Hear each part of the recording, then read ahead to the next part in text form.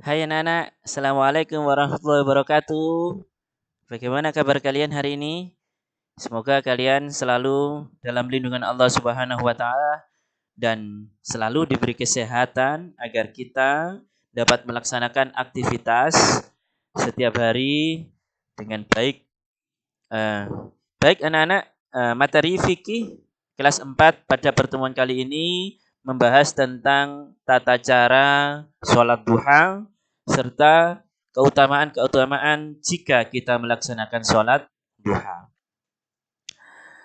Anak-anakku sekalian, tentunya kalian sudah sering atau hampir setiap hari melaksanakan sholat fardu, sholat biasa. Ya. Begitu pula pelaksanaan dan tata cara kita melaksanakan sholat duha ini. Namun, sholat duha ini dapat dilaksanakan 2 sampai 12 rakaat, ya. Dilaksanakan 2 rakaat ditutup dengan salam. Ya. Niatnya sangat mudah sekali. Usolli sunnatab duha rak'ataini lillahi ta'ala. Ya, artinya aku niat sholat duha 2 rakaat karena Allah Ta'ala. Lebih rinci Pak Hari akan sampaikan bagaimana tata cara sholat duha. Yang pertama adalah jelas kita niat. Tadi di depan sudah Pak Hari sebutkan niat sholat duha. Usolli sunnatab duha rak'ataini lillahi ta'ala. Perlu diketahui anak-anak, niat ini boleh dibaca di dalam hati. Namun, menurut para ulama disunnahkan melafalkan niat sholat, ya, dikeraskan, dijaharkan, ya, agar apa? Agar hati kita lebih mantap dalam melaksanakan ibadah sholat duha ini. Selanjutnya setelah niat anak-anak, ya, takbiratul ihram. Ada yang mengatakan niat takbir itu bersamaan. Usolli sunnatal duha rak'ataini lillahi ta'ala. Atau jika kalian ada pembelajaran berjamaah, ada yang jadi imam, ada yang jadi makmum, tinggal merubah saja. Usolli sunnatal duha rak'ataini mustaqbilal kiblati adaan imaman atau makmuman lillahi ta'ala. Ya. Yang ketiga, setelah takbiratul ihram membaca suratul Fatihah dengan surat pendek. Bismillahirrahmanirrahim. Alhamdulillahirabbil alamin. Dan seterusnya. Adapun surah pendek disunahkan ketika sholat duha adalah surah Asy-Syams. Wasyamsi wa duhaha wal qamari idza talaha. Pada rakaat awal dan surah Ad-Duha pada rakaat kedua. Wadduha wallaili idza saja dan seterusnya. Kemudian setelah membaca Fatihah dan surat pendek dilanjutkan ruku. Ya.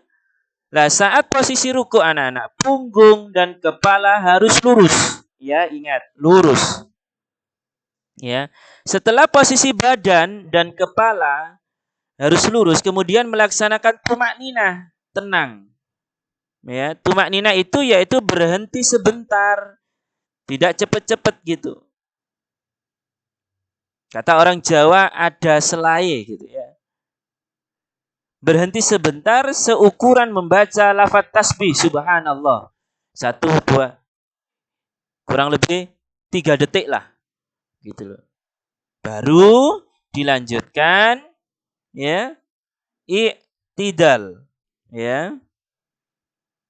Hati-hati anak-anak, dalam posisi ruku, perempuan juga rentan batal sholatnya apabila memakai mukena, potongan, ya, dan tidak memakai pakaian panjang dan jilbab di dalamnya. Hal ini karena aurat mereka, tangan, dada, dan leher dapat terlihat, ya. Makanya harus berhati-hati. Bagaimana aurat kita ketika sholat tetap tertutup. Setelah tumakninah, ya, rukuk tadi dilanjutkan dengan i'tidal, ya. Kemudian tumakninah, berhenti sejenak. I'tidal itu apa sih, Pak? I'tidal itu adalah posisi berdiri tegak setelah rukuk. Ya, itu. Selanjutnya sujud pertama. Kemudian tumakninah, ya. Dan yang ketujuh dilanjutkan duduk di antara dua sujud. Kemudian tumakninah, berhenti sejenak. Dilanjutkan sujud yang kedua. Ya.